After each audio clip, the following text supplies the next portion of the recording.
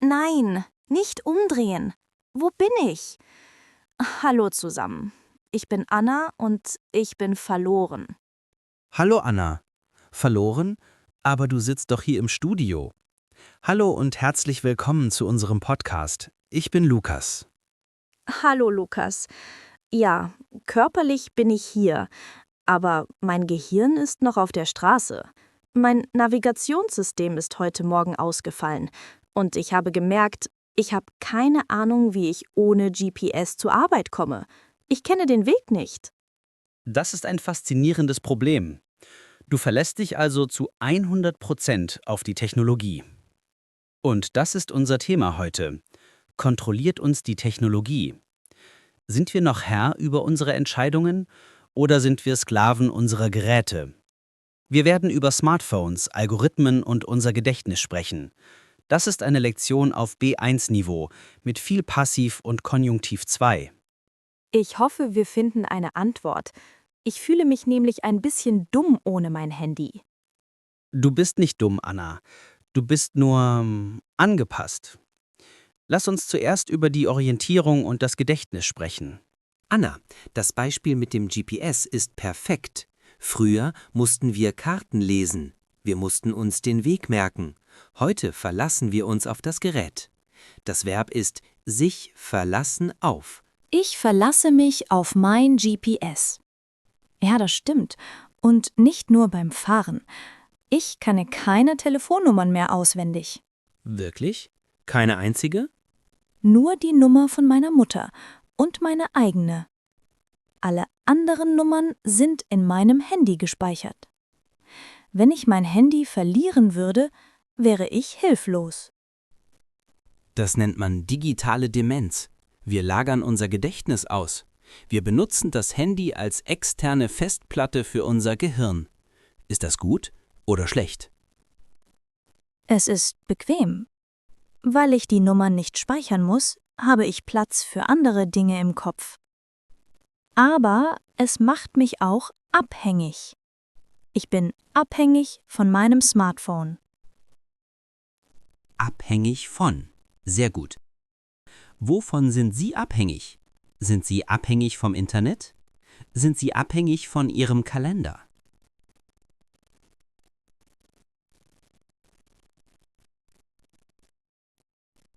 Stell dir vor, Anna, das Internet würde für eine Woche ausfallen. Was würdest du tun? Konjunktiv 2. Oh Gott, eine Woche ohne Internet? Ich könnte nicht arbeiten, ich könnte keine Nachrichten lesen, ich wüsste nicht, wie das Wetter wird. Ich glaube, ich würde mich sehr einsam fühlen. Du würdest dich einsam fühlen. Das ist interessant. Wir denken, dass Technologie uns verbindet, aber vielleicht kontrolliert sie, wie wir uns verbinden. Wir haben über das Gedächtnis gesprochen. Jetzt sprechen wir über unsere Entscheidungen.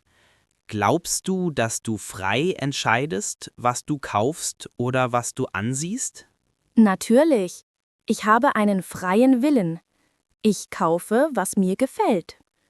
Bist du sicher? Lass uns über Algorithmen sprechen.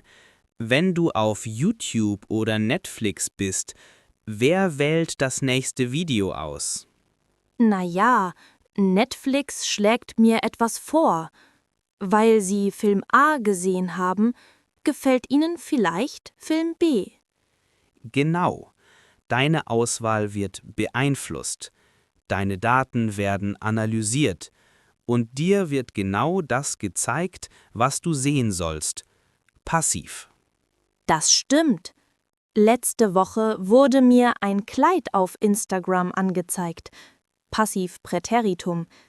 Ich hatte vorher gar nicht daran gedacht, ein Kleid zu kaufen. Aber es sah so schön aus, also habe ich es gekauft. Das Kleid wurde dir angezeigt. Die Entscheidung wurde manipuliert.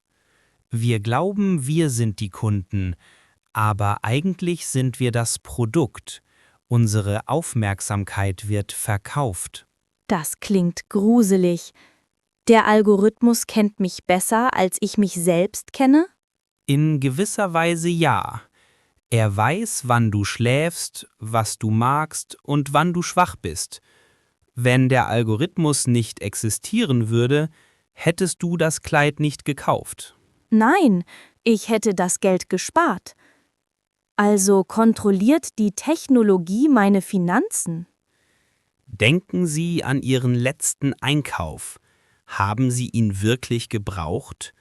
Oder wurde er Ihnen von einer Werbung vorgeschlagen?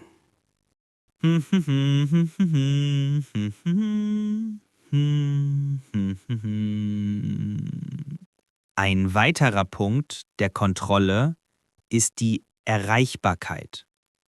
Früher, wenn man das Haus verlassen hat, war man weg. Niemand konnte einen anrufen. Heute erwarten alle, dass wir sofort antworten. Oh ja. Die blauen Haken bei WhatsApp.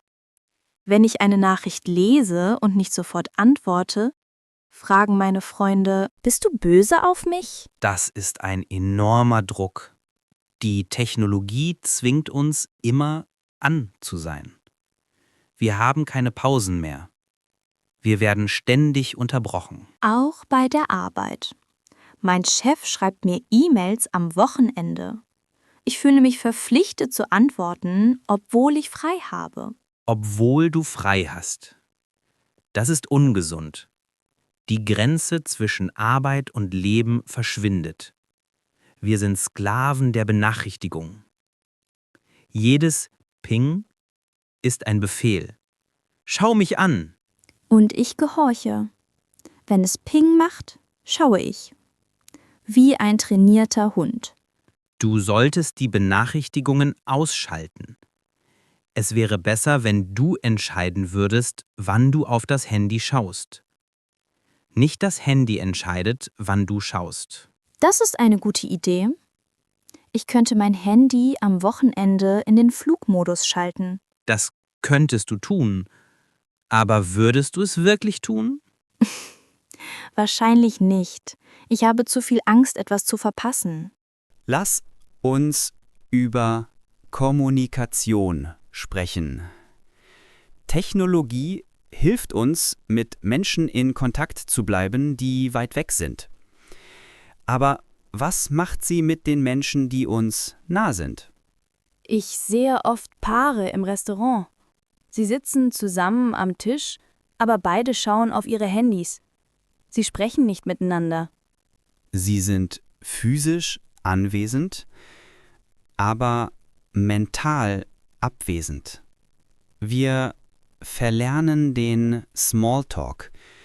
Wir verlernen, Langeweile auszuhalten. Wenn wir auf den Bus warten, schauen wir aufs Handy, statt die Umgebung zu beobachten. Das mache ich auch. Wenn ich im Aufzug bin und ein Nachbar kommt rein, hole ich mein Handy raus, damit ich nicht sprechen muss. Damit du nicht sprechen musst. Du benutzt die Technologie als Schutzschild. Aber dadurch verlierst du echte, spontane Momente. Stell dir vor, du hättest dein Handy nicht dabei gehabt. Vielleicht hättest du ein nettes Gespräch mit dem Nachbarn gehabt. Konjunktiv 2, Vergangenheit. Vielleicht hätte er mir etwas Wichtiges erzählt. Vielleicht hätten wir Freunde werden können.